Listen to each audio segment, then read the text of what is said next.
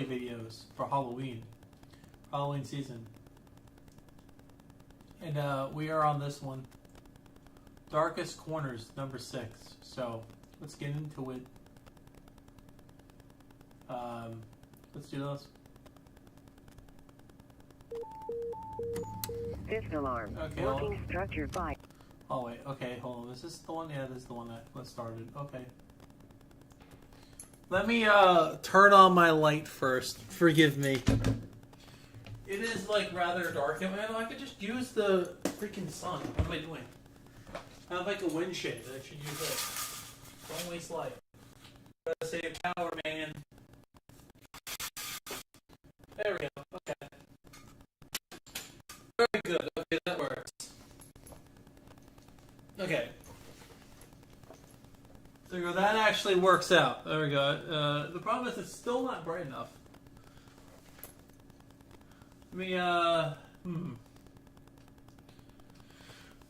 That's kind of lame. It's not even bright enough. It doesn't even bright up. This is the thing about my room, man. Like, it's not light enough. That's the problem. It's never light enough in here. Gotta brighten it up. There we go. Brighten it up in here. There we go. Perfect. That's better.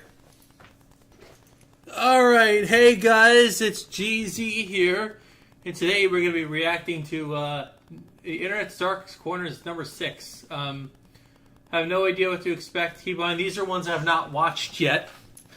So, yeah, let's get into it here. Let's do it. Fifth alarm. Working structure fire. 7741 Liberty Road Drive. Okay. It's 9 a.m. on May 18th, 2024. Residents of Charlotte, North Carolina wake up to the smell and sight of black smoke billowing up into the sky. The source, a massive 7-story apartment complex, home to 239 luxury units, or at least what should have been luxury units. At the time, the structure was still under construction, meaning that thankfully no residents were living there. But this in and of itself presented 2 major problems. The first was that, in its current state, the top 5 floors were primarily just the bones of the structure, made almost entirely of wood and insulation, making the building as a whole extremely flammable. Meaning that, although the fire had started out relatively small, it was quickly going to consume the entire complex if it wasn't put out quickly. Which brings us to the second and even more glaring problem. The building was actively under construction when the fire started, and that morning 17 construction workers had clocked in, all of whom were now in grave danger. And by the time the firefighters arrived on the scene, Happy that. The situation was already dire. And so firefighters rushed in, finding a large group of the employees and leading them out to safety. Though when they made it outside, they made the horrifying realization that they had only found 15 of them. Yeah. Somewhere within that labyrinth of burning wooden walls, 2 men were left behind, trapped and calling out to anyone who might hear them. And these pleas weren't just being made to those on the scene, as in the following minutes, one of the trapped men, 30-year-old DeMonte Sherrill, would take out his phone, open up Facebook, and go live, revealing the horrifying reality that both he and his friend had found themselves in. Somebody send help, we're in South Park. Shit. Fuck. That's scary. Your last stream ever is just dying in a burning building. To get the most out of it. Good lord. Watch this. Alright, before we continue, I want to make a viewer discretion advised warning. If you're very sensitive against dark topics, please, the door's right there. I mean, well, right there. There. Click Alt F4 or Alt whatever it is, and just close stream if you can't handle it. Otherwise, we're gonna get into this. The DeMonte Sherrill live stream. Yo, I'm at South Park right now. At work, the building on fire. Oh and shit! I can't get out. The stream showed DeMonte Sherrill and his friend Reuben Holmes somewhere deep within the prospective apartment complex, and though the fire hadn't yet reached them, the smoke certainly had, blanketing them in a thick impenetrable fog. Yeah, not that's only so making good. breathing extremely difficult, but also making it nearly impossible for rescuers to see them. It's getting harder and harder for them to see us. We're gonna have to stand out here and see. Oh my god!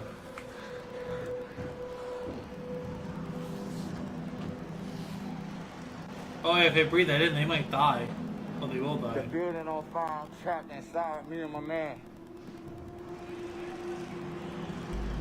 This was likely one of the reasons why DeMonte chose to start this livestream, hopeful that it could show rescuers exactly where they were.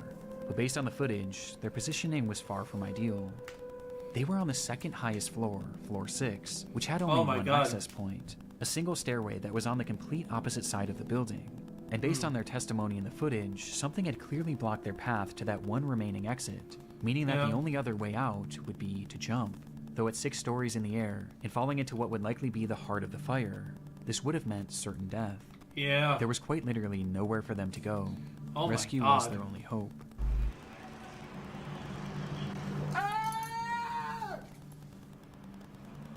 No. That sucks.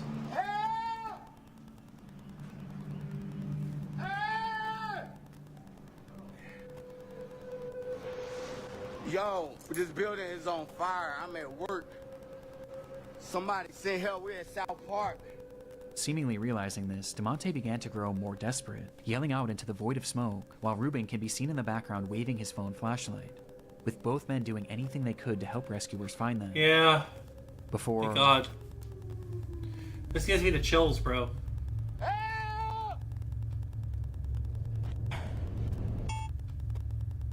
the stream abruptly ends.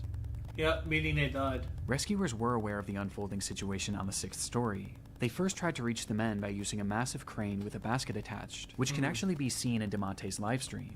Though in it, you can see that it's also facing the complete wrong direction, as the smoke was just that impenetrable. However, at one point, it's believed that the crane operator did actually see these men, but the blaze was just too extreme, leading to the operator himself having to be rescued. This left only one real option for saving DeMonte and Ruben.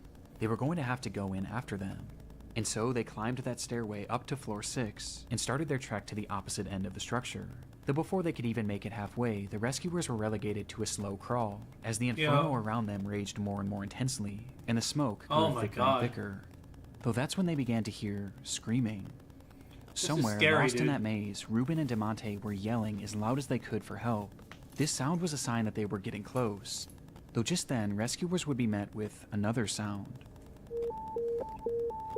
All companies working 7741 Liberty Road Drive, evacuate structure, per command. All companies working 7741 Liberty Road Drive, evacuate structure. Command all companies, this will be defensive at this time. We'll be ready for this side to collapse.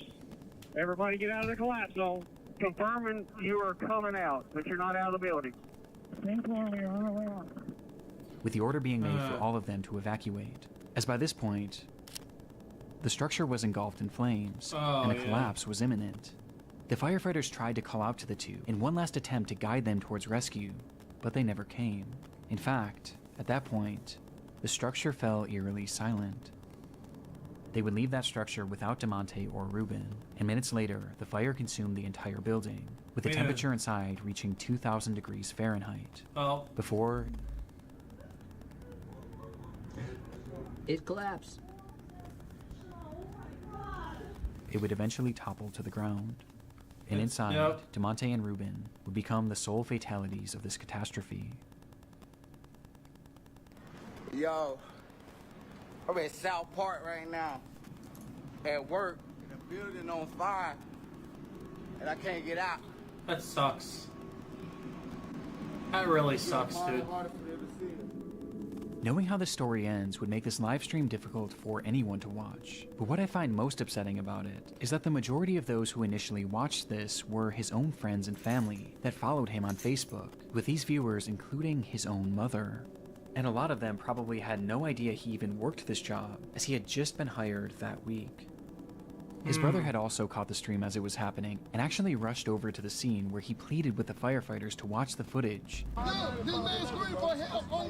But despite doing the best they could, there was just too much working against them to save DeMonte and Ruben. Following an investigation into the fire, it was discovered that the crew was using an organic foam insulation, which was known to be extremely flammable and produce thick black smoke. And this became deadly when the machine used to spray that insulation caught fire, sending the whole building up in flames, where they had yet to install any sort of smoke detector or alarm system to alert the crew of a fire.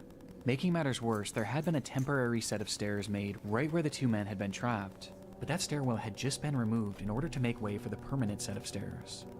Because of this and a myriad of other issues, the companies involved with this construction were forced to pay a fine of $50,000 and are currently being sued by the families of both victims. But regardless of the outcome, nothing will ever make up for the loss of DeMonte Sherrill and Reuben Holmes. Yeah. What's next?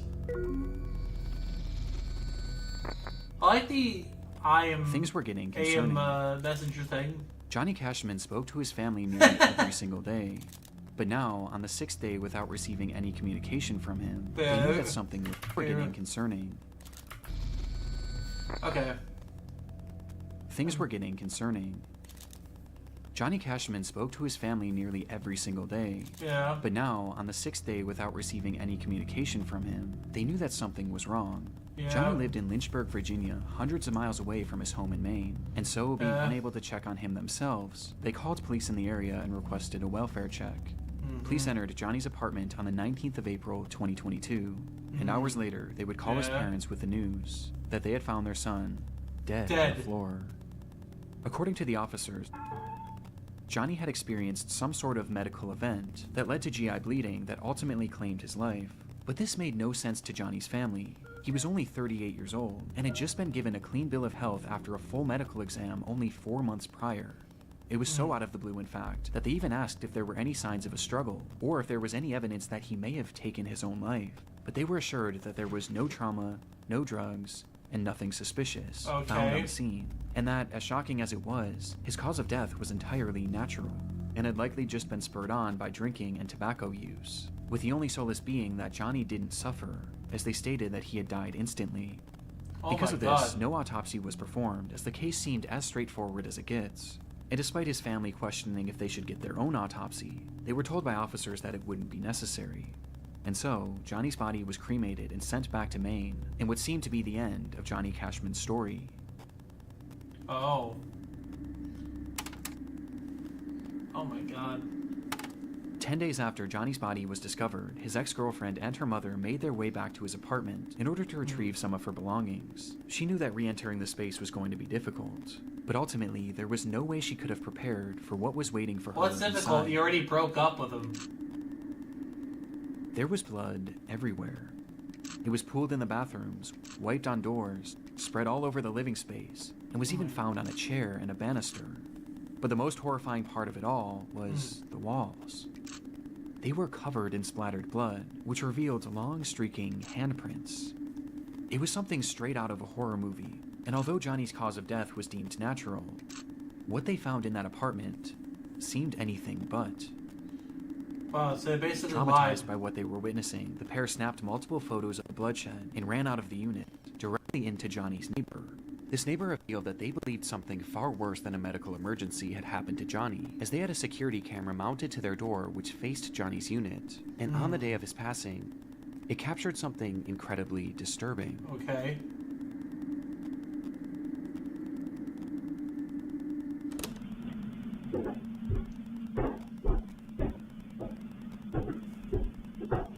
The footage shows Johnny making his way up the flight of stairs leading to his apartment at around 3:03 p.m.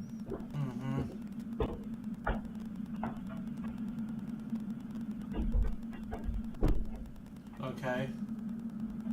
What happens now? Nothing seems out of the ordinary at all. Though it is noteworthy that he was holding an empty glass, perhaps insinuating that he had been drinking. But this doesn't seem to impair his movements much at all, as he punches in the code and enters his home, just as he did every other day. But moments later, something happens inside that unit, and while it goes unseen, it doesn't go unheard. Woman after entry. What the fuck? What are you doing? Yo, what the fuck, dude? Oh god. What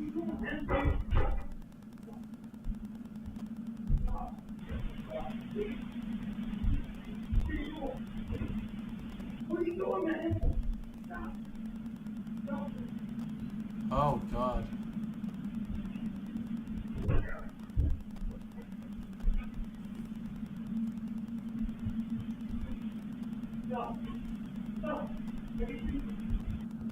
Oh. The audio seems to depict a man yelling, asking repeatedly, "What are you doing?" and begging for something to stop. On top of this, you can also hear loud thuds and banging. I wonder what it was. Almost as if things were falling over inside, or there was some sort of physical altercation, before the unit then goes quiet just a few seconds later. It was unclear if this voice was Johnny's, or perhaps someone else who had been inside the unit, but regardless, one thing was apparent from this audio. There was someone else in that apartment, despite the fact that Johnny lived alone. And just 7 minutes later, this unseen person would emerge.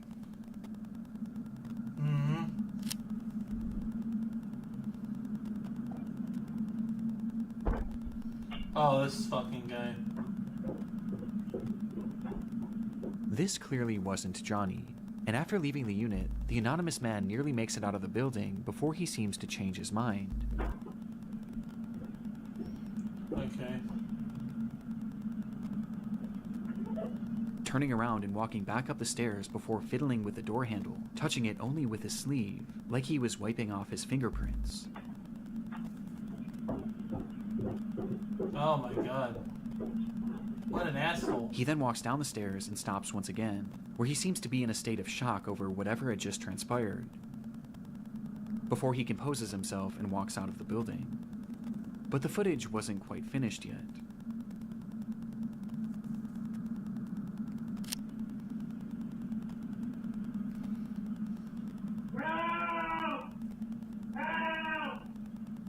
Oh god.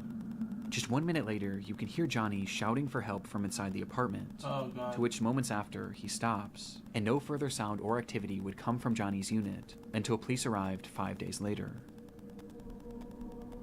The footage and the scene at the apartment seemed to contradict what Johnny's family had been told about his death. The blood all over made it obvious that Johnny's death had not happened in an instant. And this, coupled by the presence of this unknown man who was clearly distraught and wiping off his fingerprints, as well as the sound of the apparent struggle inside, seemed to point towards something much more sinister than what was initially conveyed to the family. Oh my god. But even with this footage, police still believed that Johnny's death was due to a medical emergency, as they quickly changed their initial story, saying that the blood spread was due to uncontrollable vomiting, and that Johnny had in fact likely suffered, at least for a short while. But this medical emergency wasn't elaborated on, as they didn't truly know what caused it, as no autopsy was ever performed, nor could one ever be performed, as by this point, Johnny was already cremated, and cremated because of the officer's initial statements. So if Johnny had actually been murdered, which the footage does seem to suggest, there was now virtually no way to prove it. And what makes this even more frustrating is that law enforcement already had this footage. It was collected that very day, and they either didn't fully look through it or didn't think that this was overly suspicious. But everyone else surely did. And soon, this video began making the rounds online, leading to one glaring question being asked. Who is this man? As no one in Johnny's life recognized him. Well, it wouldn't be until May 11th that investigators would finally ID him as Stephen Church. And upon being questioned, he revealed that he had moved to Lynchburg for work, but the opportunity he had lined up fell through shortly after he arrived, leaving him with no money and without a place to stay, which is when he met Johnny, who offered to let him crash on his couch. He supposedly stayed with Johnny for 3 days, and described Johnny as an alcoholic who drank constantly, including on that fateful day. When Johnny arrived home, Stephen claims that he started drunkenly yelling at him about paying rent, which led to the two getting into a verbal altercation. But he insisted that this altercation never turned physical, and that he left immediately after, to which he quickly went back to clean his prints because he was afraid that Johnny would try and have him arrested for squatting. And having already racked up 2 felonies in his life, Stephen was paranoid about going back to jail. But when Stephen was leaving, he did mention seeing Johnny hunched over the toilet as if he were going to vomit, but he claims to have left before this so-called medical emergency started. This is the gist of Stephen's account from that day, but the problem is, it doesn't really match up with what we're hearing in the video. Oh god, come on. Yo, what the fuck, dude? From the footage, we can hear everything going on in that unit, but at no point do we hear any sort of an argument, nor do we hear anything about rent, with the phrases lending themselves more to a physical struggle rather than a verbal one. In fact, the whole time it appears that we're only hearing one voice. But there is an exception.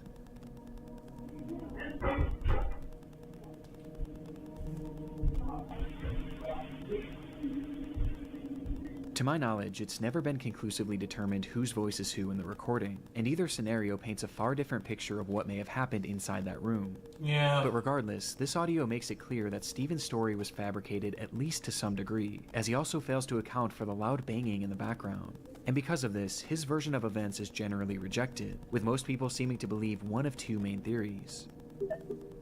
The first is that, upon arriving home, Johnny and Steven had gotten into a physical altercation, resulting in Johnny taking some sort of blow to his abdomen, which in turn triggered or exacerbated this medical emergency. GI bleeds are horrific, and can certainly cause the level of bleeding that was found in the apartment, and perhaps seeing all the blood coming from Johnny, Steven started yelling at him, before deciding to run off, fearing that he would be charged for murder. This would explain Steven's demeanor and actions after leaving the apartment, and why he may have fabricated his story, as he knew or knows that he was directly responsible for Johnny's death. And this blow to the abdomen could have easily been missed by investigators, as the injuries would have been primarily internal. The second theory is that upon arriving home, Johnny naturally experienced a medical emergency, leading to this catastrophic GI bleed. Upon seeing this and perhaps being in a state of shock, Steven yelled at him, demanding to know what was happening and telling him to stop, as perhaps he was moving around the apartment and tracking blood everywhere, which would explain the other voice saying, "I can't stop." I could see how this experience would make no sense to Steven, and perhaps just having no idea what was happening, he left and tried to make it look like he was never there, as he was afraid of being blamed for whatever was happening to Johnny, and so he essentially left Johnny there to die, whether knowingly or unknowingly. What bothers me about this theory is why 911 was never called, not only by Steven, but by Johnny too, as his phone was found in the unit with blood on it, implying that he had it in his hand at some point, though it's possible that the massive blood loss just made him too disoriented. Both of these theories seem believable, or at least more so than the explanation that Steven had given. However, in October of 2022, Johnny's case would officially be closed for good, with Steven being cleared of any wrongdoing, as Johnny's death was labeled the same way that it always has been, a medical emergency that couldn't be further elaborated on, with the most relevant evidence being that Steven's shoe prints were not found in the blood, but Johnny's were, implying that he had not been part of the struggle. But in my mind, this can be explained by both theories mentioned previously. Though regardless, without the possibility of an autopsy, this is likely where this case ends for good. But with this disturbing footage, I can't help but think that there was more to the story than we may ever know.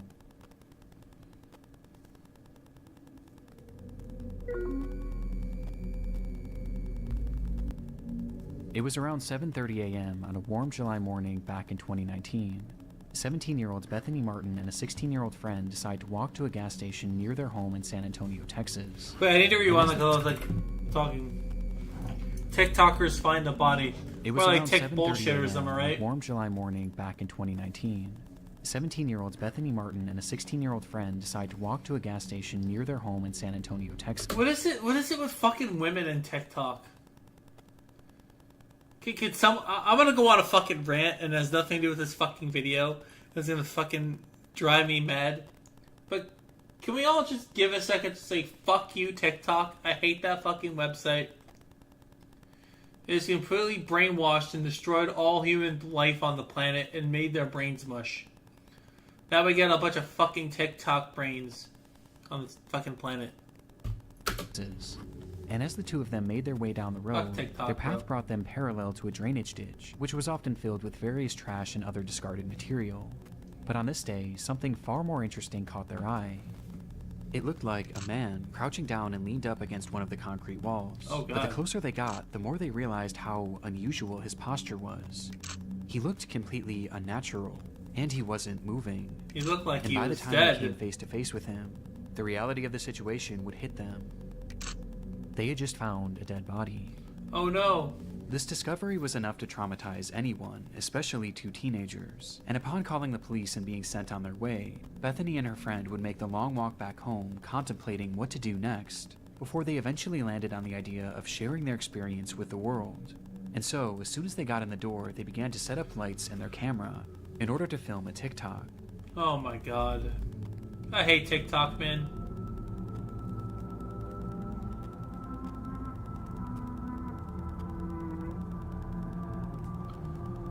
I remember that TikTok. I swear I fucking remember it. I remember seeing it randomly on YouTube. I remember seeing it somewhere on the internet. I don't remember where the fuck I saw it, but like... I think it was on some other guy's mystery video or some shit. I don't remember. But I know it was on some video I watched. It wasn't this guy, but it was some other dweeb I watched. Some other dweeb. I don't remember who. But The clip showed the two sitting on a couch appearing to be in a state of shock, with the words, "Us remembering we found a dead body this morning," plastered on the screen, offering no other context aside from the description, which simply read, "I wish we were kidding. All respect to the family." Some offered sympathy for the girls, while others viewed their post as insensitive and exploitative. I agree with that too.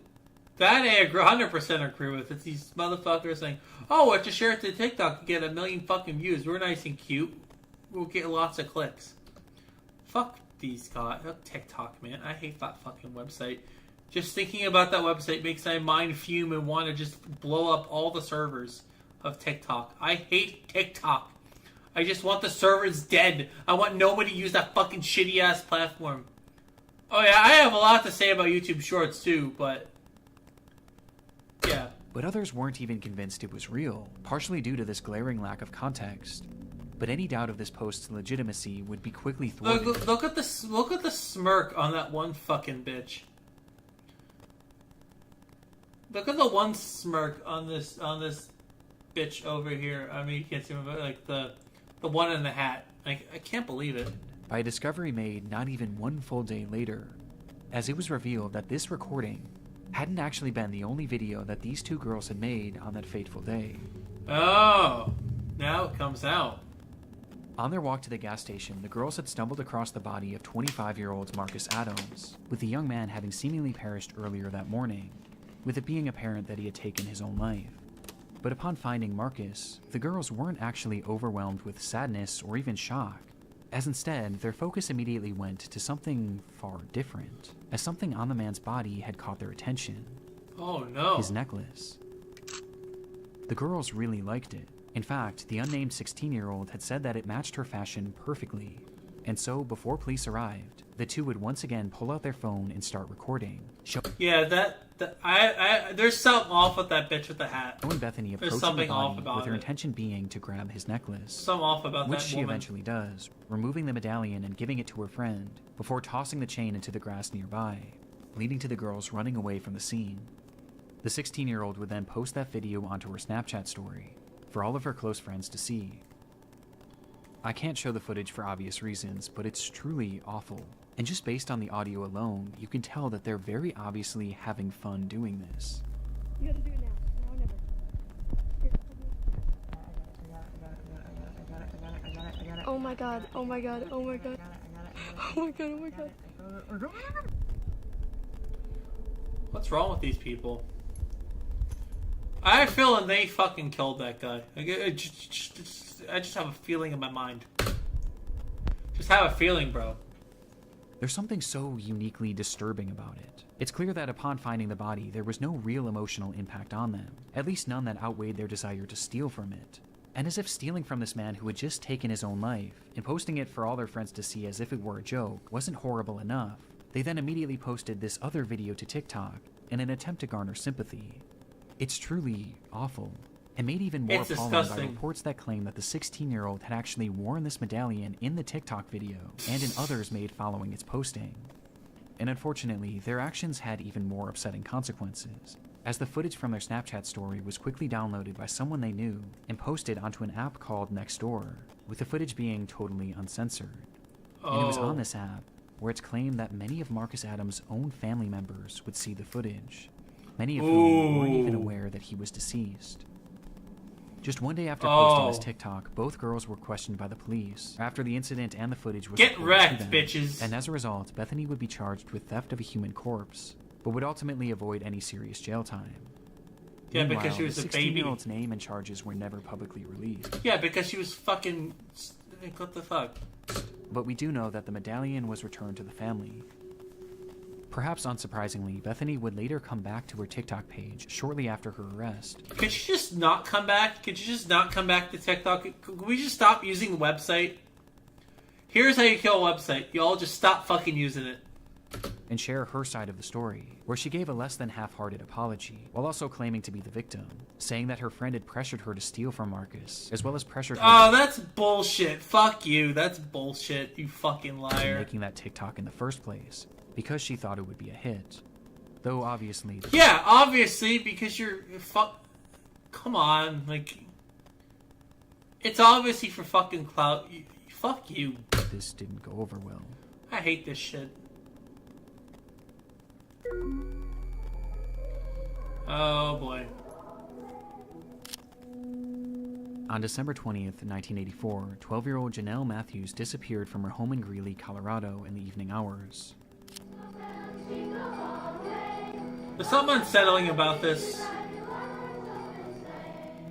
Earlier that day, she had sung at a Christmas concert with her school's choir, which her parents were unable to attend, as her mother was out of town and her father had gone to her sister's basketball game nearby, leading to Janelle catching a ride home with a friend, being dropped off at her house sometime around 8:15. I smell blood in the water. On the phone, letting him know that she had arrived home safe and God. sound. Approximately 1 hour later, smell blood her in the father, water, Jim bro. Matthews, pulled into the driveway to find the garage door wide open, and the house shit. empty. Oh my god. Janelle was gone, leaving behind her winter coat and even her shoes, despite it being a frigid, snowy night. And it was within that snow that was quickly piling up that lie one of the only real clues left behind at the scene. Footprints, leading directly to one of the home's windows, insinuating that someone had been watching Janelle. Oh, Janelle Matthews disappeared from her Greeley home 1 month ago today. It's believed she's the victim of a kidnapping. She has not been seen or heard from since December. I love mono audio. Her disappearance became a big news story almost immediately, with the whole community and really the whole country becoming invested in the fate of this girl, thanks in large part to her being one of the very first milk carton kids, meaning that her face and information about her disappearance... Wait, I remember the milk carton thing, the missing thing. Oh, I don't remember the milk carton thing, but I do remember seeing it on TV with a little bit of missing people on a milk carton. I remember this trope in like cartoons for like years, where it'll be like a milk carton and there'll be like a person missing on it, and it'll tell about the person, see if you find the person. Was shown on countless milk cartons all across the country to get the word out. And as a result, this case became huge in the mainstream media, as even politicians began to make note of Janelle. $20,000 award? Dude, back then, that must have been a lot. Like, 20K in, like, 1984 is a lot of money, bro. That's crazy. That's a lot of money, bro. Crazy money. Story. Big money. With then-President Ronald Reagan mentioning the girl in one of his speeches. I learned about Janelle Matthews of Greeley, Colorado, 5 days before Christmas. Yeah, you fucking snake. You don't give a shit. Fuck you. You don't really care. I hate these fucking politicians. I really do. Disappeared from her home. I hate these Even politicians with this publicity, this didn't necessarily guarantee results. And soon, months would turn to years, and eventually to decades. There we go. And all the That's while, better. Janelle's whereabouts remained a complete mystery.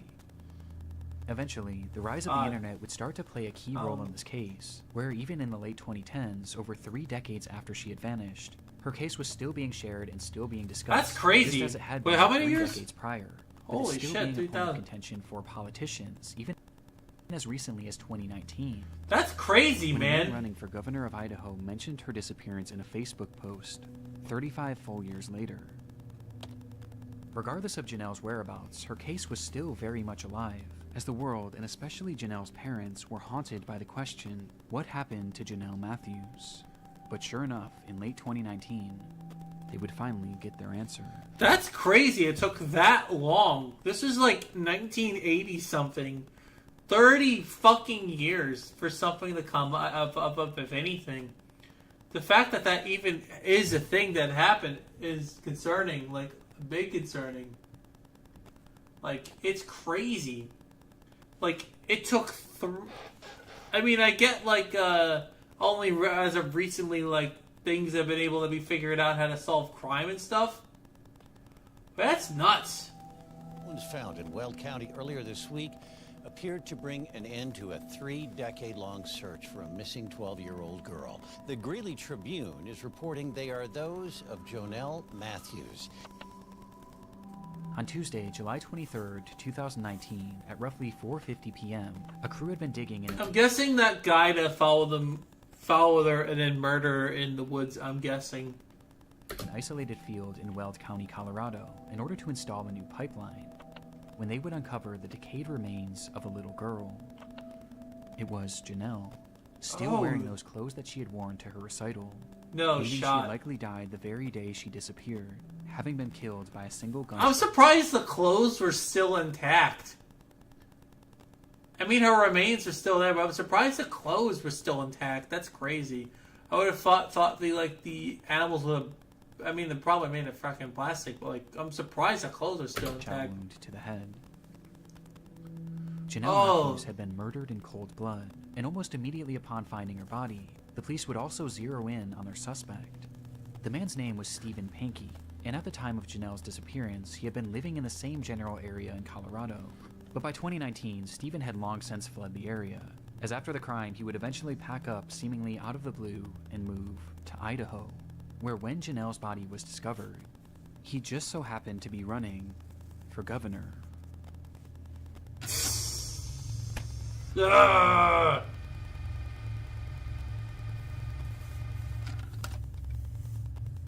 And during his campaign, Pankey had put out a bizarre Facebook post about Janelle, calling for the Colorado DA to oversee a fresh investigation, as he stated that the local police had wrongly been focused on the theory that Janelle's disappearance was a child abduction and murder, which was quite convenient, as just a few months after posting this, he would be arrested for the abduction and murder of Janelle Matthews. Unbelievable.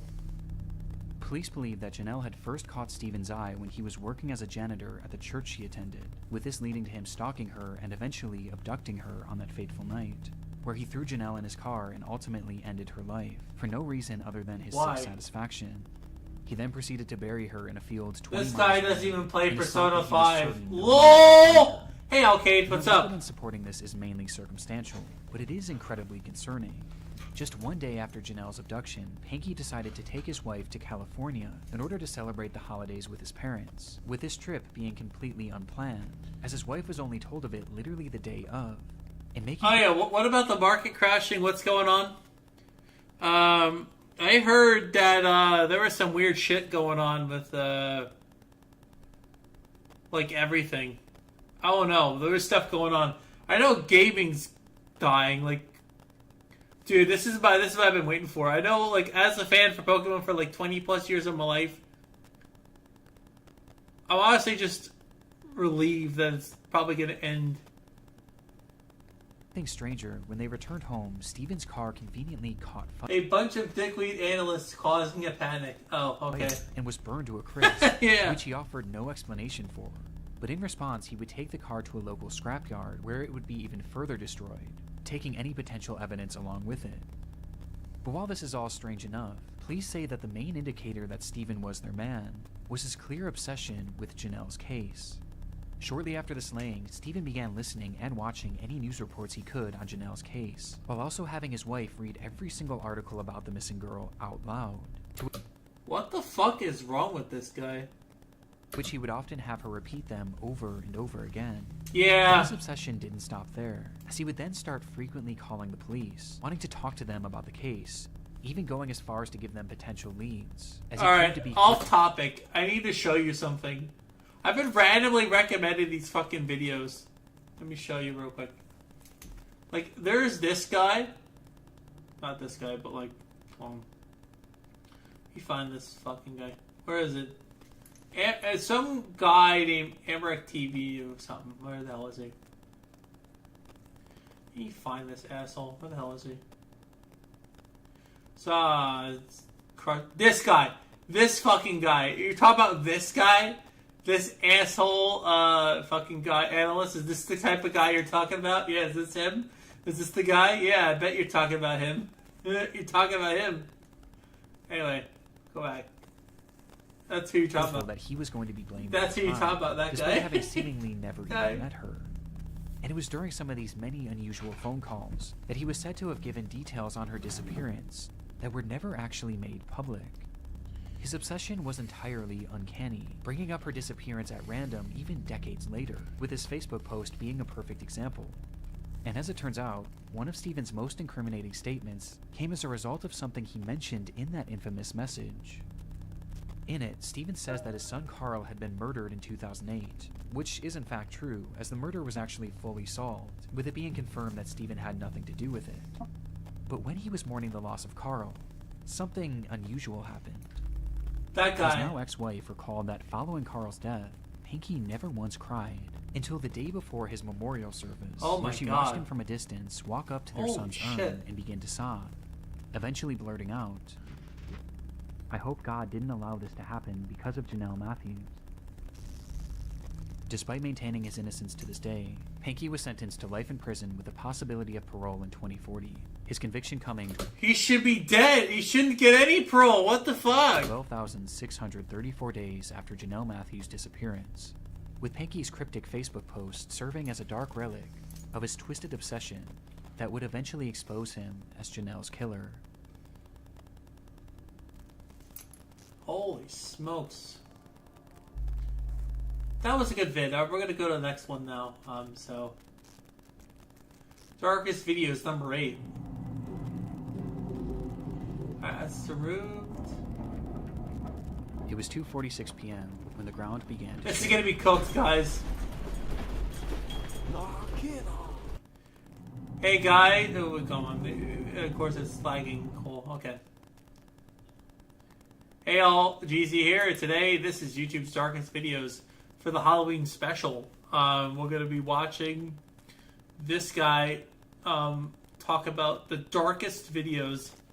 Unlike your other YouTubers, streamers, and YouTubers, they watch fucking horror, cheesy horror-ass jump scare garbage. But we're watching real fucking things to be scared of. Real fucking things to be scared about. None of this pussy-ass freaking bullshit. We're watching scary-ass things.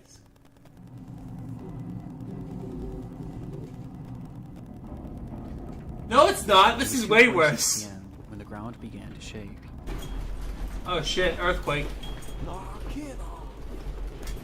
This takes place in Japan. Oh my god. What the For residents fuck? of Anagawa, Japan, earthquakes were nothing new. But this one was different. Ooh. Is this why we didn't have any Pokemon the Team Plasma episode? It carried with it a violence that none of the locals had ever felt before. Reality is scarier than fiction. Everyone in the city seemed to be left in a momentary state of shock. This was especially true for the nearly 160 Chinese workers and students that had recently moved to the area, with most having never experienced any earthquake, let alone one of this magnitude. That's crazy. We're a tight-knit group of 20 women who had recently been hired as trainees at a company called Sato Susan, a company that sold fresh seafood. And having been at work at the time of the quake, they frantically ran... Well, it's funny, right? A lot of Japanese is based off of Chinese.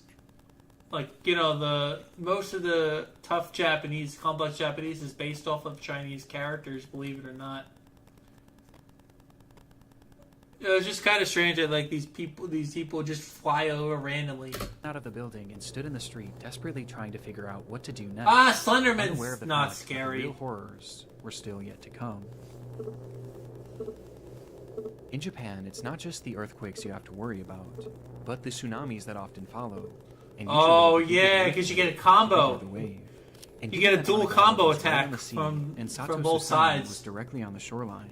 So not only are you getting like EQ, and you're getting comboed by surf attacks, man, from the earth. Like, come on. And we're now standing directly in the path of an impending disaster. Thankfully, their boss, Mitsuro Sato, was well aware of what was to come, and quickly he yelled to the women to seek higher ground. But given their unfamiliarity with the area, Sato knew that he would have to be the one to lead them there. The group readily listened, and they quickly followed Sato as he led them up a set of stairs on a nearby hill, where they eventually reached a shrine that overlooked Anagawa and the sea. It was the highest point in the area, and should keep them safe from what would likely be a massive influx of water. And sure enough, as they neared the top, Sato's fears were already coming true. As the sea had drastically retreated, it was now beginning to push forward. And things were only going to get worse from here. But despite understanding this, it wasn't a deterrent for Sato, as once he deemed the altitude safe enough for this group of women, he then turned around and began to walk back down the hill towards the slowly flooding city. The girls yelled at him, asking where he was going, which is when he revealed that down below in his home in Anagawa were his wife and his daughter, who were now directly in the path of this unfolding disaster. Why would you go back? He was going to save them. The girls screamed out to him, begging him not to go, as things had already become incredibly dangerous. But he didn't so much as turn his head as he stepped down onto the street and disappeared from their view. And it was at this time that one of those girls standing high atop the hill began to record.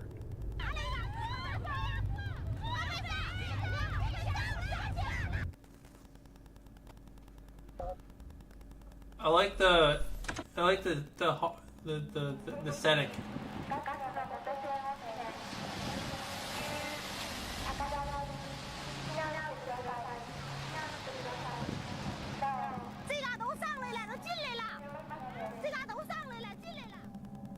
The footage shows I can't understand anything they're saying. As the water had inundated the entire area, as it slowly crept its way deeper and deeper into the city streets.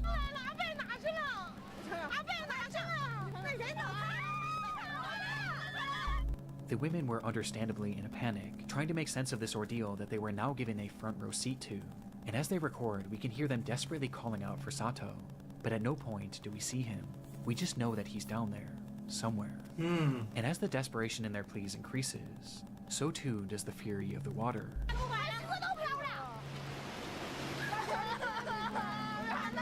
Dude went down there and died to save his family. That sucks, man.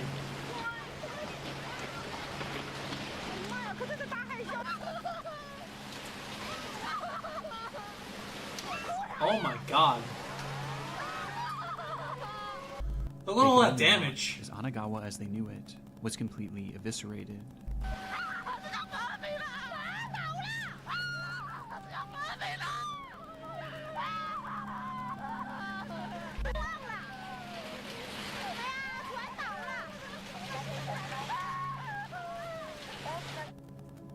And by this point, they realized that there was now essentially no hope for Sato.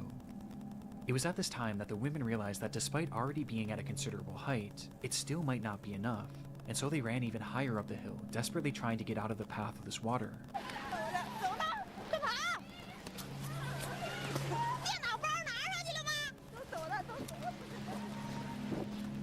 And as they did so, they noticed something down below.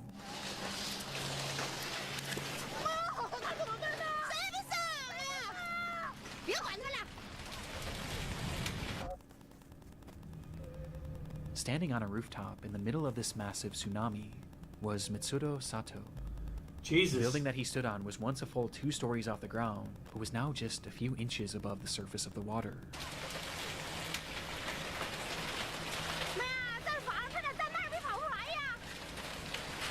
The women again call out to him, this time even more frantically, but at this point, it was no use.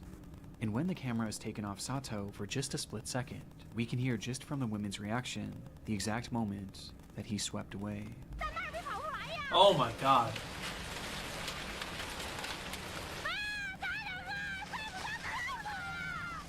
Well, there he goes. The recording stops shortly after and restarts minutes later, revealing that the streets where the women had been standing just moments before were now fully underwater, and the buildings that once stood around them were now reduced to nothingness. Yeah. In front of them was a sea of death, and had Mitsuro Sato not led them up that hill, then all of these women would have certainly been a part of it. Jeez. The date was March 11th, 2011, a day where Japan had been hit by its most devastating earthquake ever, with it ringing in at a magnitude 9.0, which in turn caused the nation's worst ever tsunami, as that day, that's 90 base, that's 110 base power. Would lose Good their lord. lives, with Mitsuro Sato being one of them. But against all odds, his wife and daughter were not part of that death toll, as it's been reported that they were later found alive and unharmed. Jeez. The devastation that occurred that day is incomprehensible, and all the footage of this disaster could warrant a place in this video, especially the footage of Anagawa, as you can see what it looked like before, during, and after. Look at all the wood. It's just like a pile of rubble. Pile of rubbish now, look at that. Good Lord. But what I found so interesting about this was all throughout this God disaster damn. were stories like Sato's, a man who risked his life to save 20 women that he hardly knew, and a man who gave his life trying to save his family, walking directly into the path of the worst natural disaster in modern Japanese history, all in an attempt to save the ones that he loved. And I honestly find it quite beautiful that afterwards, these women adamantly shared his story and made sure that the world forever remembered Misuro Sato as That's the hero nice of that them. he was. And of those 160 Chinese migrants who worked in the area, it was later reported that not a single one of them perished, which speaks volumes about the people of Anagawa, who so readily put others' lives before their own. That's a good story, though. That's a good ending to that. Marshal is investigating a blaze in Georgetown. Few people Oh, boy. inside the home, and so far it's not known Oh, God. how the fire started. Now, this is a real It was skinwalker just shit. past 5:30 a.m. on the 17th of February 2021 when residents of a small neighborhood in Georgetown, Ontario were woken by the sound of sirens blaring. One man frantically grabbed his cell phone and rushed outside to record the unfolding scene, where he was met with a horrific sight. Oh my His God. neighbor's home was fully engulfed in flames. It must have happened quickly, as by the time rescue workers even arrived on the scene, there was already little hope of saving the house, or any of its occupants. That sucks. It would take hours before that blaze was finally quelled, revealing the charred devastation inside, as firefighters would find the remains of 56-year-old Christina Rirak and 59-year-old Andrew Rirak within the home's garage. Dang, they look good for 50. What the fuck? They look good for 50 years old. Even with the makeup. The cause of this fire was initially unknown, but quickly the Oh my situation God. was deemed suspicious when experts determined that the fire had started as a result of some sort of explosion that had happened within the garage where the couple's bodies were found. This was later confirmed by security footage obtained from a neighbor who lived across the street, capturing the moments when it suddenly ignited around 5:27 a.m. Yeah, there was one really There was dark clearly one that we... something off with this case, and things only became more sinister following the autopsies of Andrew and Christina, which revealed that they hadn't actually died in that fire, and instead, What? both of them had been stabbed to death, with Oh Andrew my also God. being badly beaten. This fire wasn't started to kill them, it was started to cover up their murder. And it did a good job of it too, wow. as the scene was now left completely destroyed, with very little evidence being left behind. But there was something else investigators thought to check. That's security footage. The camera had been facing the garage where all of this carnage seemed to have happened, and so they thought maybe if they looked back far enough, it could at the very least show what had led up to this brutal attack. And so they rewound that footage, going back hours and hours, during all of which the garage had remained perfectly still, until they got all the way back to 6:42 of the day prior, February 16th. Okay.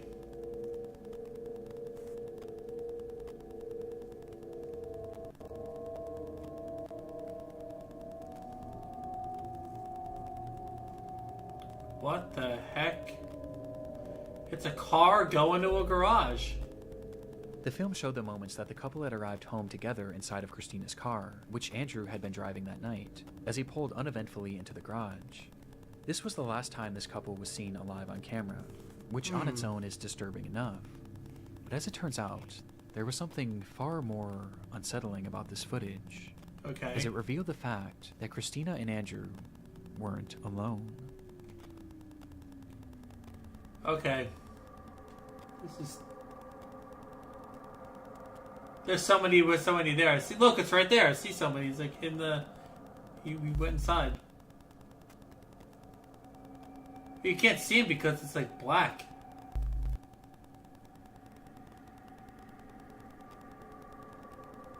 Oh my god. Now that's a The footage showed a skinwalker. tall figure, its features completely shrouded in darkness, almost as if it were a shadow, with this figure lying in wait out of sight on the side of the house, until right after Andrew pulls the car into the garage, when this person slips in behind them. It's impossible to say for sure if the couple noticed this person or not, but it appears that they likely didn't, as they both start to exit the vehicle, to which the figure then ducks down in an attempt to avoid detection.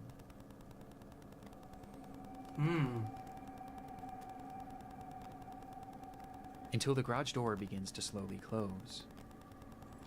And that's the Neither last time. Christina or Andrew would make it out of that garage alive, as just seconds after this footage, they both would be brutally murdered by this unidentified person. Unidentified The footage is terrifying and gone. and speaks to that innate fear in most of us. The fear of being followed, of being watched, and attacked in the moments where we least expect it. It's paranoia-inducing, and made even more off-putting by the fact that this clearly seemed to be premeditated. Whoever this was knew their schedule and had been waiting for them to arrive home, in a place where they knew they wouldn't be seen. But by this point, their motivation was as unknown as their identity. Following the discovery of this footage, bits and pieces were released to the press in order to get the public's help in identifying this unknown assailant. It represented a rare instance of a killer being clearly caught on camera right before committing a crime, but that's also what made this case so frustrating, as despite the video capturing this person, none of their features were discernible at all. Oh, wow. Unsurprisingly, the footage didn't bring in any relevant leads, but it at the very least showed investigators that whoever this person was knew the couple, due to its obvious premeditation. Though when looking into both Andrew and Christina, it was clear that neither of them really had any enemies in their life, with the exception of one. Harrison Brown was a 27-year-old employee at a company called Rogue Transportations, of which Christina happened to be the vice president of operations, and during his time there, Harrison was known to be abrasive and combative, with Christina often having to be the one to reprimand him, leading to Harrison resenting her. It isn't clear how police were tipped off about this strained working relationship, but they had somehow grown suspicious enough of Harrison to pay his home a visit, and what they found inside showed that this resentment he had towards Christina had actually morphed into a twisted obsession. Oh, God. Inside, police found satellite images of the Rear-X home, along with the software on the man's computer and cell phone that showed that on the 12th of February, he had secretly attached a tracking device to Christina's car. Jesus. And he had been tracking her movements for days, which is precisely how he knew when she would be arriving home. And as if this revelation wasn't damning enough, they would also find a broken knife in his garage that contained trace amounts of Christina's blood. It was obvious what Harrison had done, and when confronted with this evidence, there was nothing more he could say other than the truth. So he admitted he had grown a hatred for Christina because of the way that she had treated him at work, and he decided that he needed to get his revenge. That's when he purchased this tracking device and began obsessing over her movements, studying them before finding the perfect time and place to strike. And on February 16th, he waited outside the Rear-X home and snuck into their garage before attacking and killing them both. After the That's assault, some chaos Harrison went control home, shit. where he began to grow paranoid about being caught, and so he returned to the house the very next morning to start that fire, with the hopes being that the blaze would cover up his tracks. Though thankfully, this didn't work, and after pleading guilty to 2 counts of first-degree murder and 1 count of arson, Harrison Brown would be sentenced to life in prison. Forever.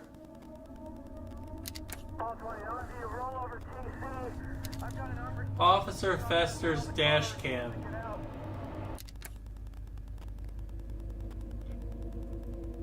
It's the eve of Thanksgiving, 2015. Police officer Patrick Feaster sits in his cruiser parked alongside the road. Wow, it could be a perfect time to watch this vid. Waiting for his first action of this uncharacteristically quiet night. His car was facing the direction of a well-known local cantina, which patrons were known to drive away from under the influence. And sure enough, as the clock approached midnight, the calmness around Feaster would be shattered by the sight of a car speeding out of the restaurant's parking lot.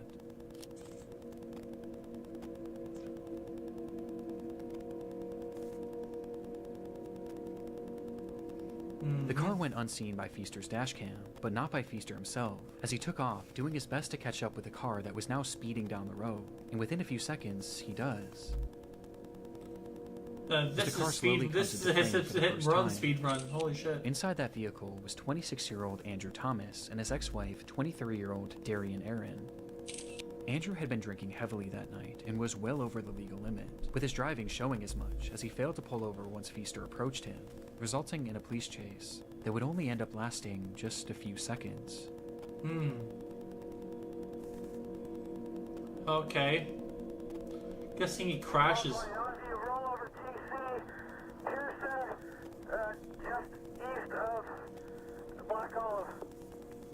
Oh yeah.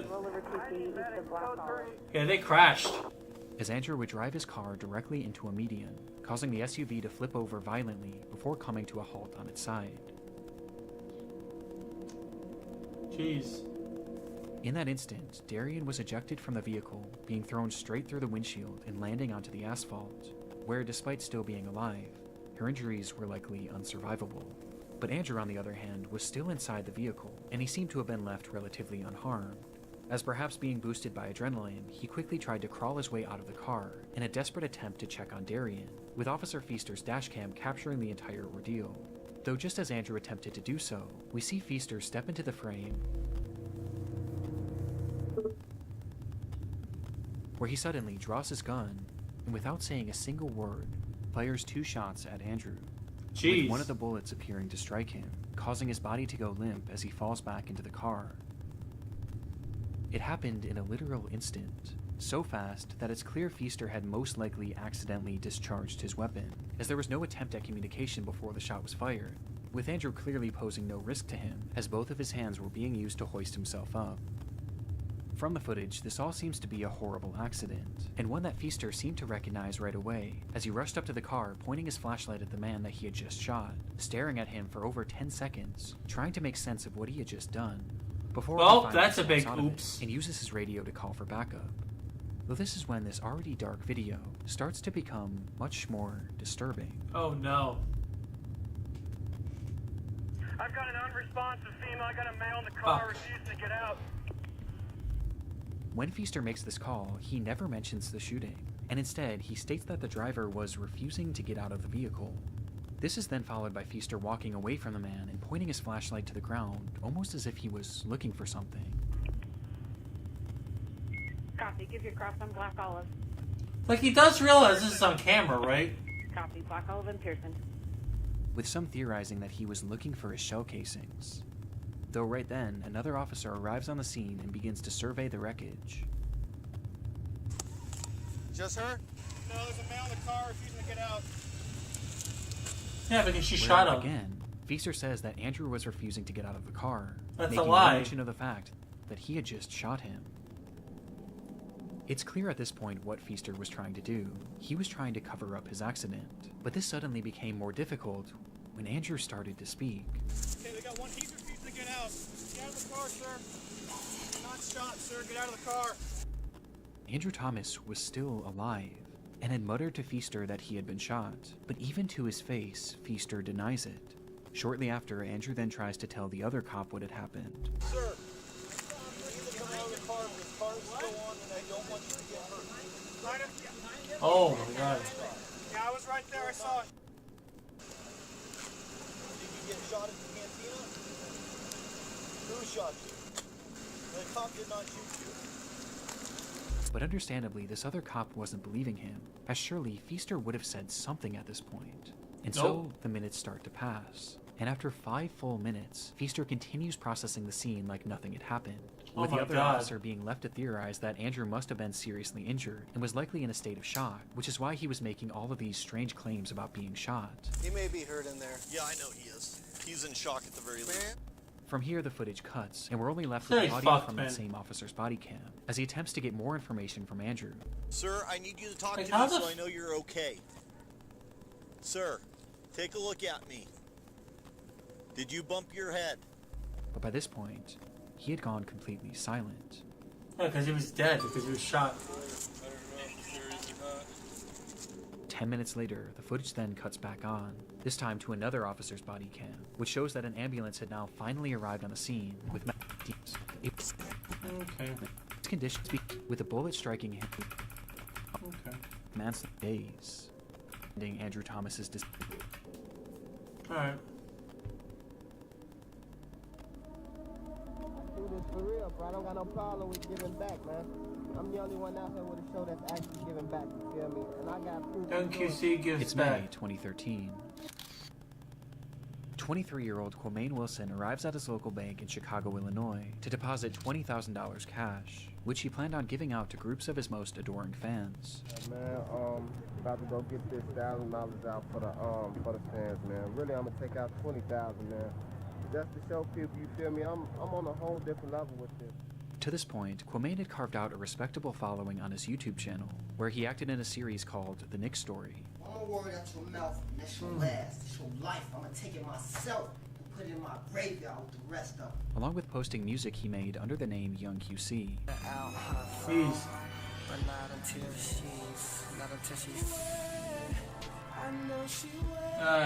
Yolanda, and the public... I think I'm good on this one, but we're going to pause and go back to Pokerogue because that's the only thing I care about.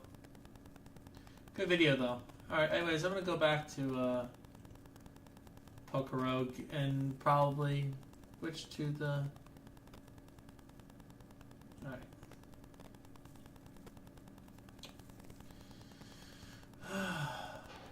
Alright, let's go back.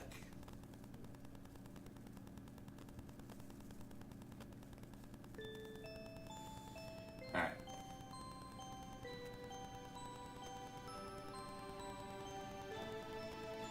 Alright, that's good.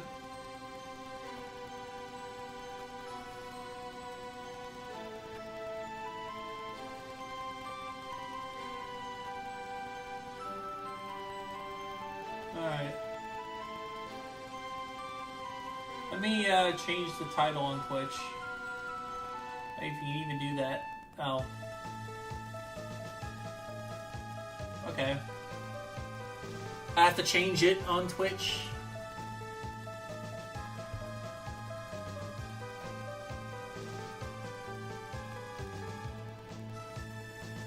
Oh well.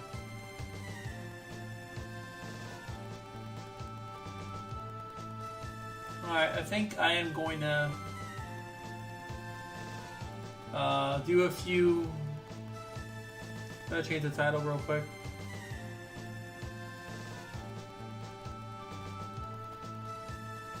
Alright. Alright, Pokerogue. There we go. Okay. Okay. Okay. Alright, let's do it.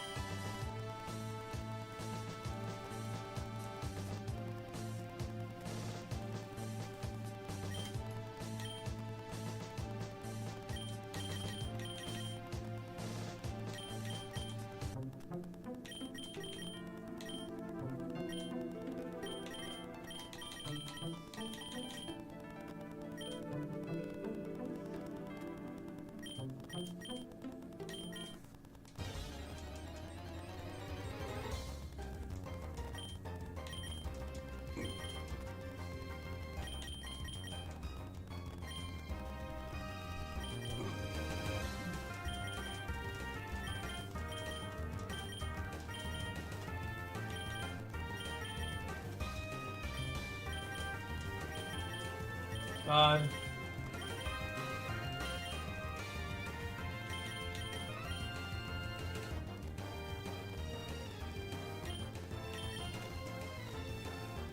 Alright, let me get like a better move set.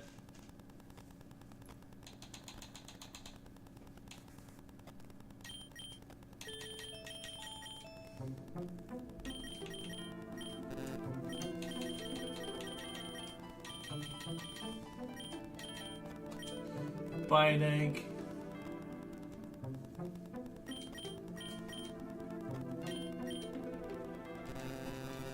Let's get an egg move.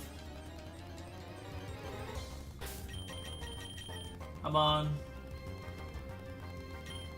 No.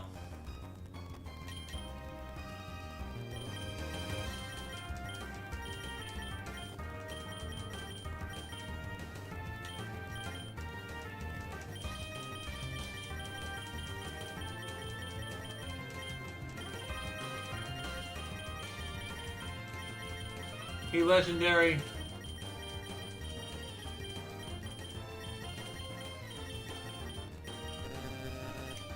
Dang, the legendary.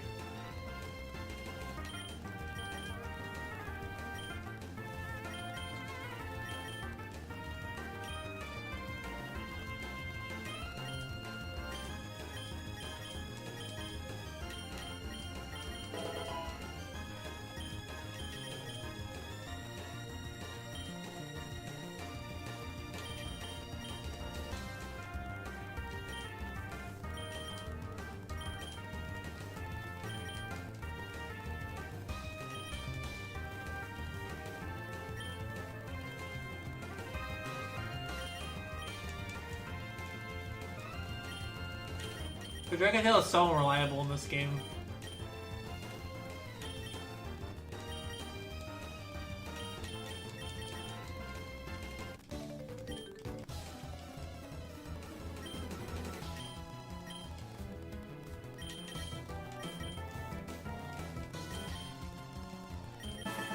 Cool.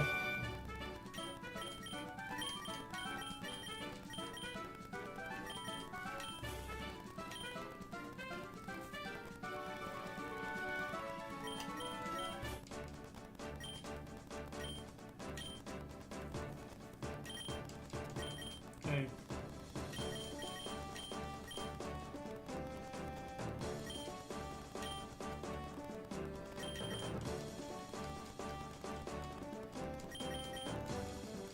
Great.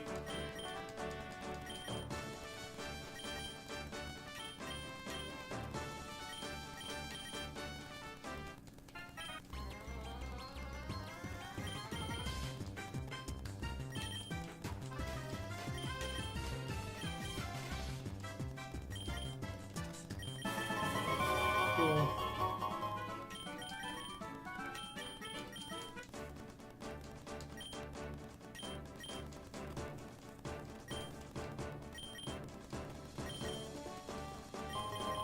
Alright, there we go. We got the...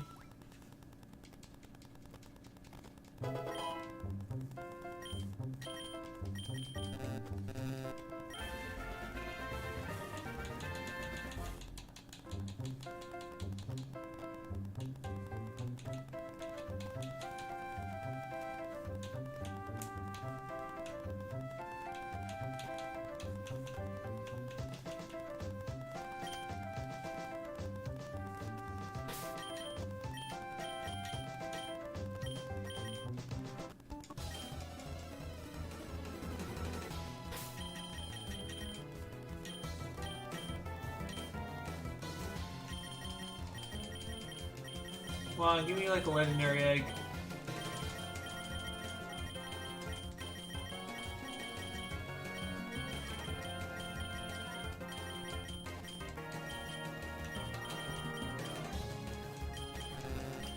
Bang.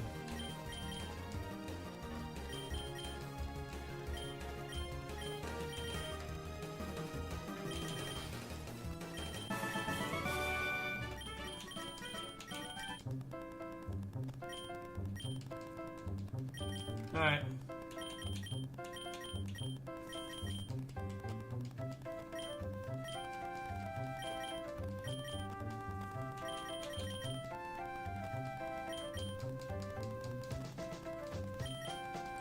Come on, Poison Tail spam.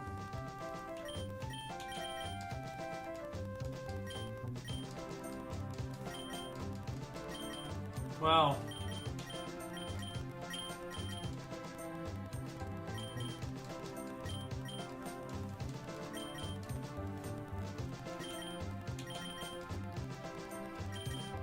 Beautiful hits. Be a better move.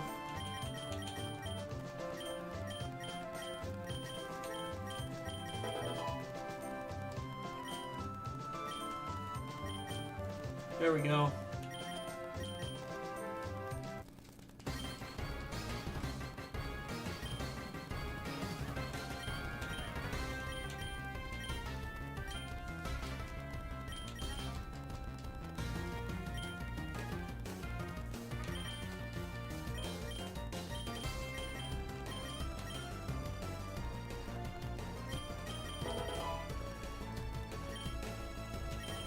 And a shock.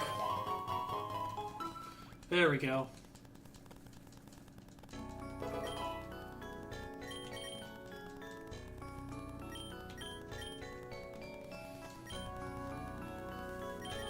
And a shock. Ooh. I haven't got one of those yet.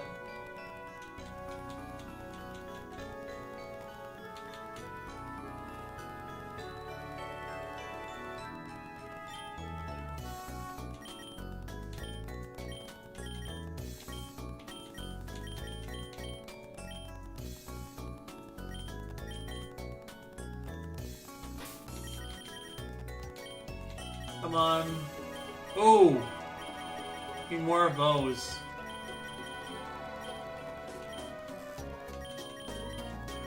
Come on. Right, good shit. Alright, come on. Ah. Another shock. Another shock.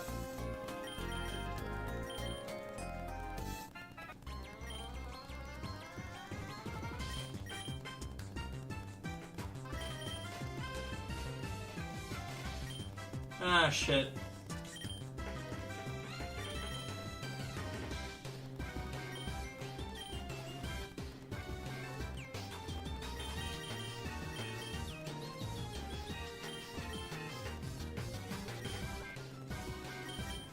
Alright.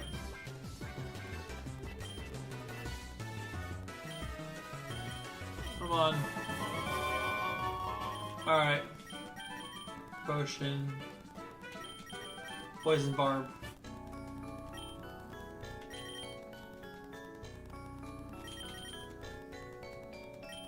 What is it with these things not dying?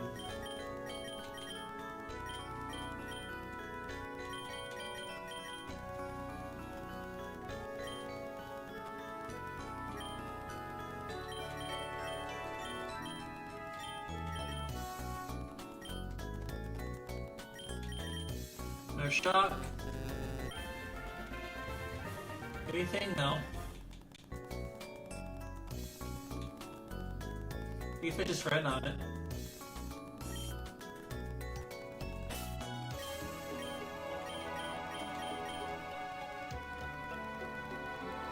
Alright.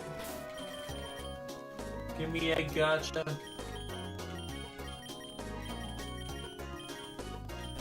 Dang, get all my poles.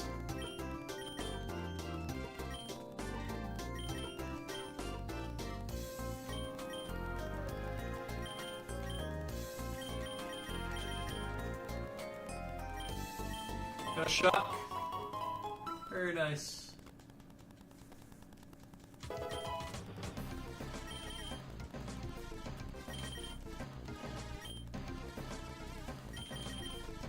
Got a shock.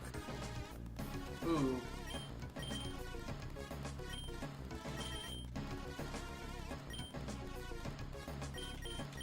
That sucks.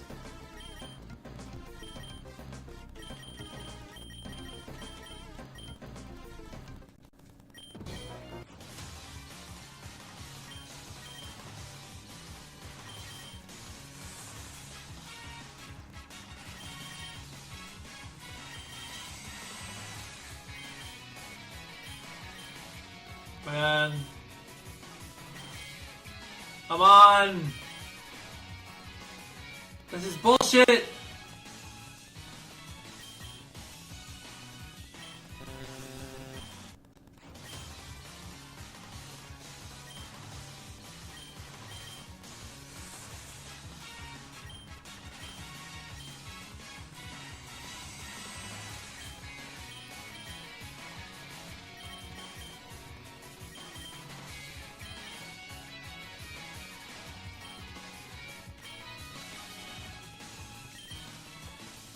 But this is bullshit!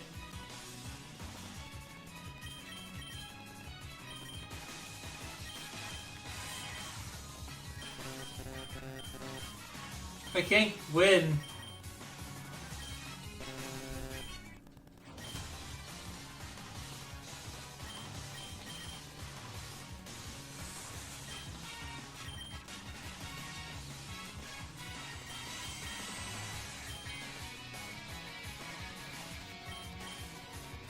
Wow, this sucks! Let me get out! Ah! Guess we were meant to win.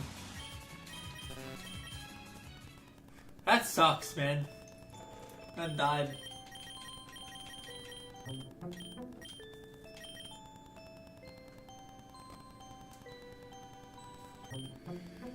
Alright.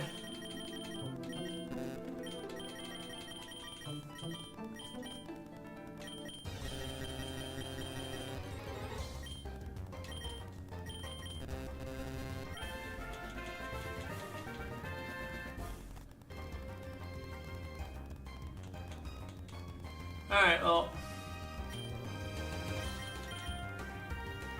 We're not doing toxic spikes again. Yeah, we are. This time we're taking agility away.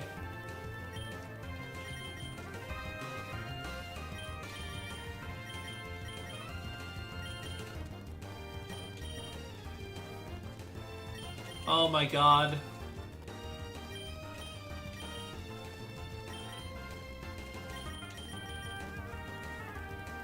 Finally, I got like one of those stupid things.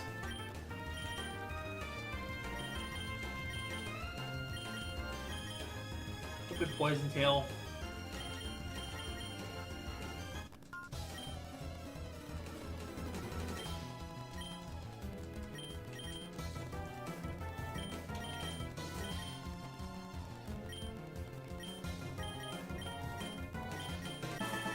Oh, but it's just unfortunately better, sadly.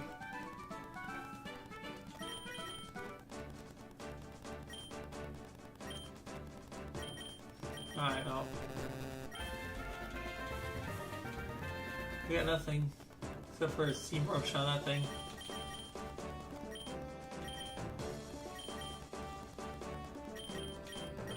Ocean.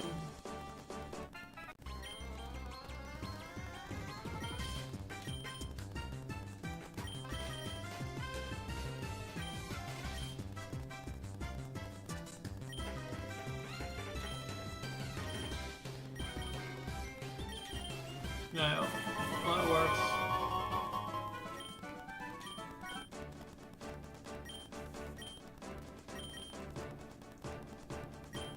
It sucks that my attacks do like barely anything against this.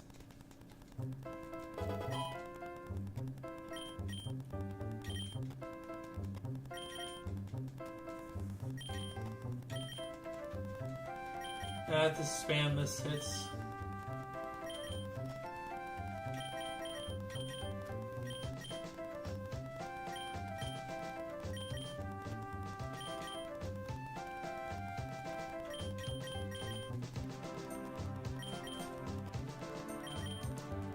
Come on.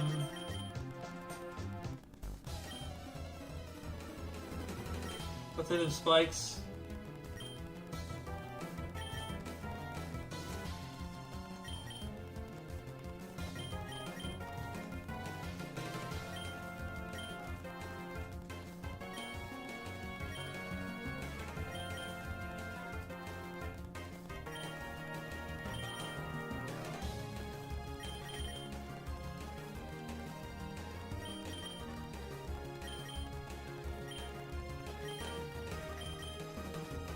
Well,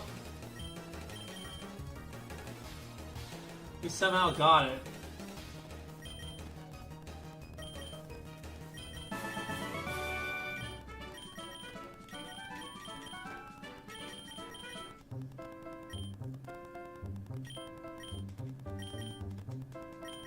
Dude, why is Dragon's so bad in this game? I don't get it.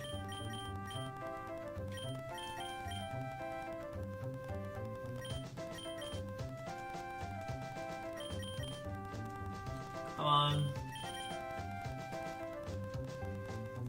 Dude, my attacks are so ass. I can't do anything because my attack dropped. Screw a poison tail. We're going Thunder Shock.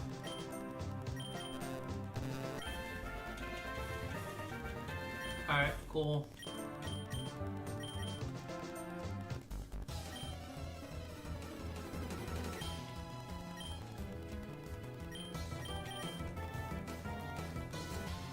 But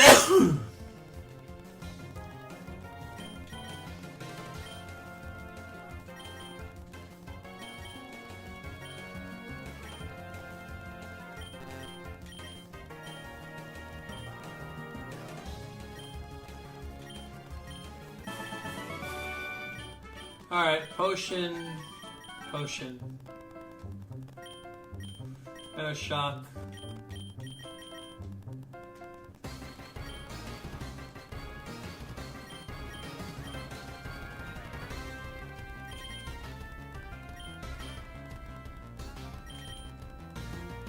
my god, what am I doing?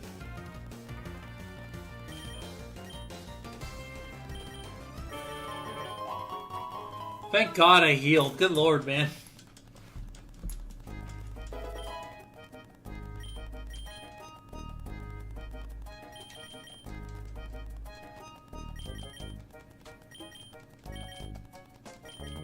Come on.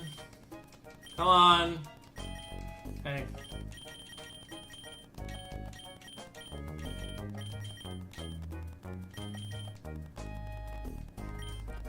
God.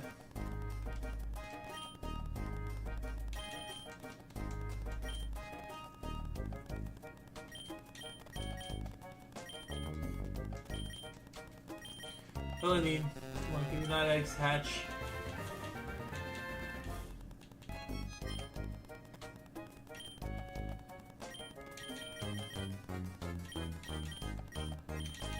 I learned it? Okay, cool. There we go, we got a dark move. Finally, got something worth.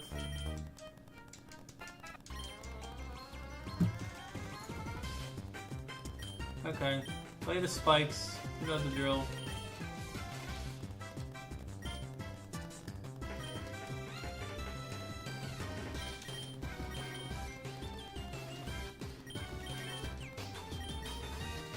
Dude, this turtle thing isn't doing anything.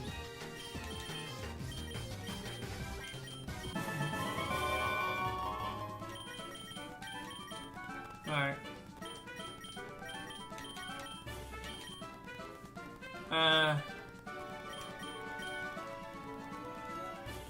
Alright, potion, quick ball. Let's spin Venom Shock. Thank God I did that. Almost out of.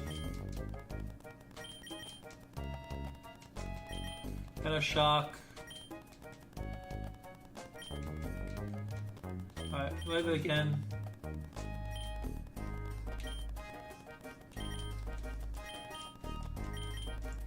Come on. Okay. There we go. Thank God.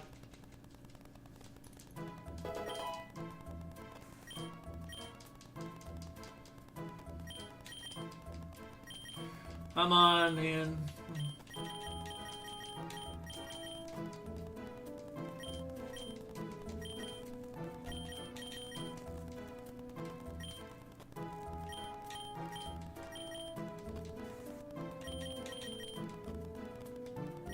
Oh my God. Set them up again.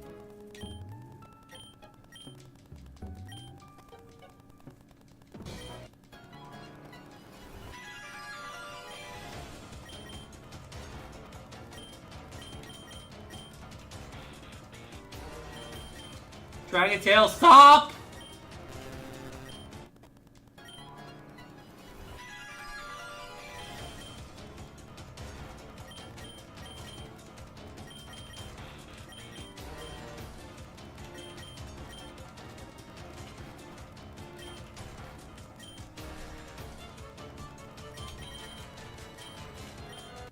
Jeez.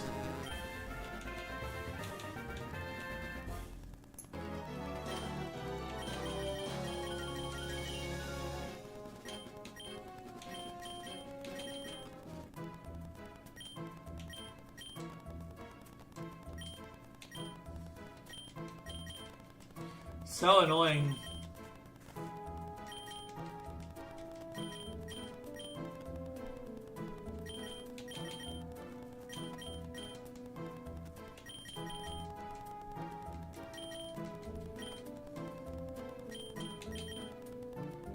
Screw it. Oh my God. Ah.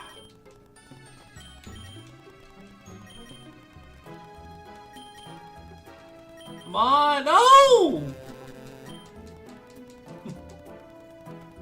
Alright.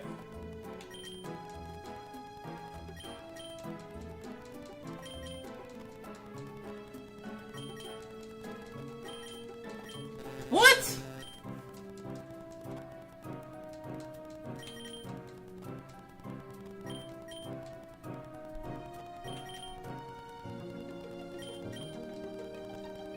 Ah, damn it. Guess I'll catch it.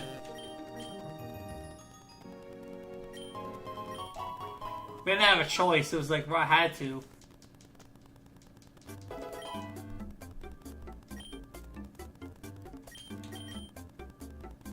Yeah.